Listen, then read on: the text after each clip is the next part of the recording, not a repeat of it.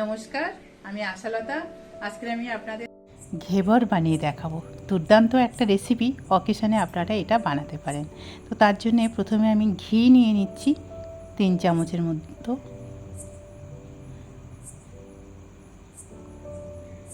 Three table spoon ঘি নিয়ে নিলাম। এবারে মজার ব্যাপার, এইটা আমরা বরফ দিয়ে খুব করে এটা মেশাতে থাকবো। মেশাতে মেশাতে দেখবেন বরফটা একদম এর সাথে মিশে গিয়ে ঘিটা একদম ক্রিমের মতন হয়ে যাবে। তারপরে আমরা বরফটা বের করে নেব। 1 থেকে 2 মিনিট এটা এইভাবে মিশিয়ে নিতে হবে।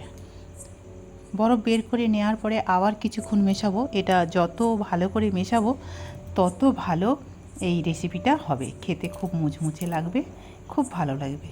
তো আমরা এইভাবে আরও ভালো করে ফেটিয়ে নেব। তো দেখতে পাচ্ছেন 3 চামচ ঘি কত সুন্দর হয়ে গেছে। এবার এখানে আমরা ময়দা নিয়ে নিয়েছি 1 কাপ।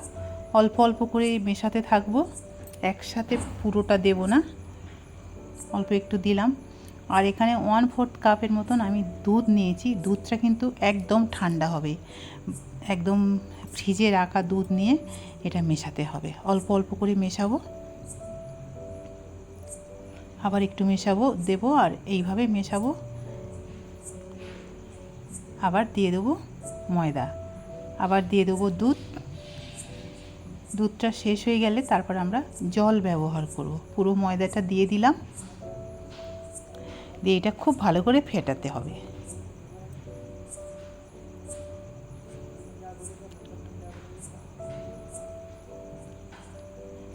এবার আমরা দিয়ে দিচ্ছি 1 কাপ, আর 1/3 কাপের মতন জল লাগবে।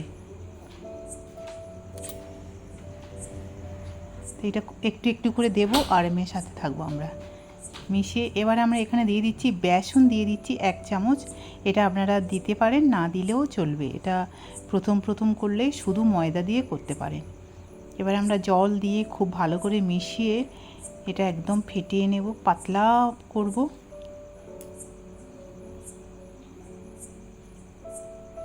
এক কাপ মানে 1.25 কাপের মতন জল এখানে ব্যবহার করতে হবে।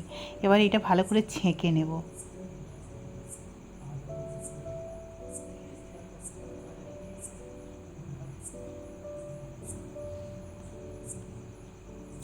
যাতে না এর ভিতরে কোনো গুটলি থাকে। এবারে আমরা এটা ততক্ষণ রেখে দেবো ফ্রিজের মধ্যে। এটা যাতে নর্মাল না হয়, ঠান্ডা হয়ে থাকে। আর জলটা কিন্তু একদম ফ্রিজের ঠান্ডা জল। এবারে আমরা 1 লিটার দুধ নেব, আমরা রাবড়ি বানাবো। আর দিয়ে দেব এদিকে আমরা একটা চিনির রস বানাবো। তো এখানে 1 কাপ চিনি নিয়েছি আর 1/2 কাপ জল নিয়ে নিচ্ছি। এবার রাবড়ি বানানোর জন্যে আমরা এখানে 1 লিটার দুধ নিয়েছি। দুধটা আমরা ফোটাতে থাকবো। চিনির রসটা হালকা একটু দেখে দেবো, মানে হালকা যে তাট মতন হয়, জাস্ট একটু হয়ে গেলে এটা হয়ে যাবে। ব্যাস, এটা হয়ে গেছে।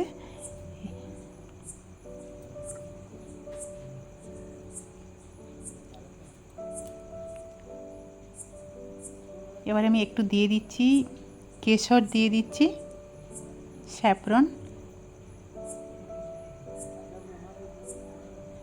আর একটু দিয়ে দিচ্ছি লেবুর রস, অল্প একটু 2-3 ফোঁটা দিয়ে দিলাম।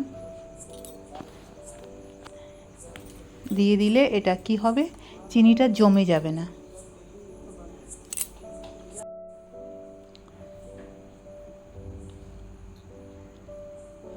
এদিকে আমাদের দুধটা অনেকটা ফুটে এসছে, অনেকটা ঘন হয়ে গেছে।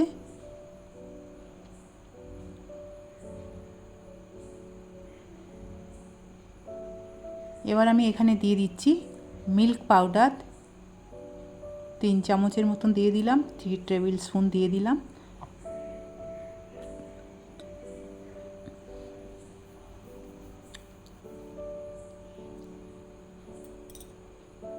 আর দিয়ে দেবো 3 চামচের মতন চিনি। আপনারা এখানে চিনির পরিমাণ বাড়াতে পারেন, কমাতে পারেন। এটা দিয়ে আবার আমি এটা ফোটাতে থাকবো। তো দেখছেন রাবড়িটা প্রায় শুকিয়ে গেছে। এবারে এই সময় আমি গ্যাস বন্ধ করে দেবো, কারণ এটা ঠান্ডা হয়ে গেলে আরও কিন্তু জমে যাবে। এবার এটা আমরা নামিয়ে নেব।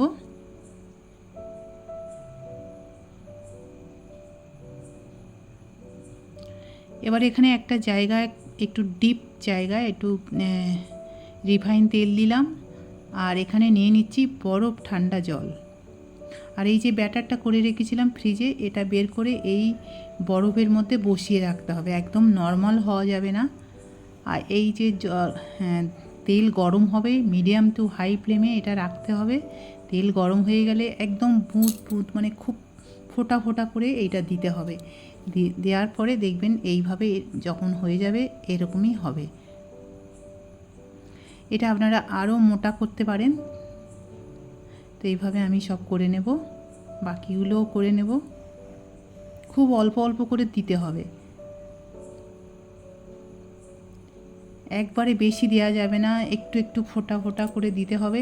তাহলে বেশি দিয়ে দিলে একদম মানে খুব গরম থাকে তো তেলটা, ওটা বাইরে বেরিয়ে যেতে পারে। সেই জন্য খুব আস্তে আস্তে একটা জায়গা করতে হবে, সেই জায়গায় দিতে হবে। তো আমি এখানে আপনাদের একটা করে দেখালাম। এবারে আমি দিয়ে দিচ্ছি চিনির রসটা, একটু ছড়িয়ে দিলাম উপরে। এটা এখন পরিবেশন করব। আর দিয়ে দিচ্ছি রাবড়ি। রাবড়ি দিয়ে এটা খেতে খুব ভালো লাগে। রাবড়িটা আমি একটু উপরে দিয়ে দিচ্ছি।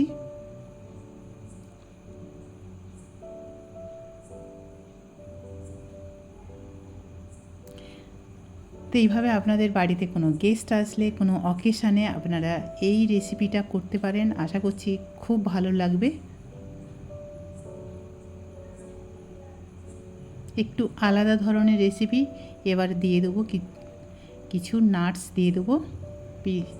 দিয়ে দিচ্ছি আমন্ড নাটস আর পেস্তা দিয়ে এটা আমি একটু গার্নিশ করলাম।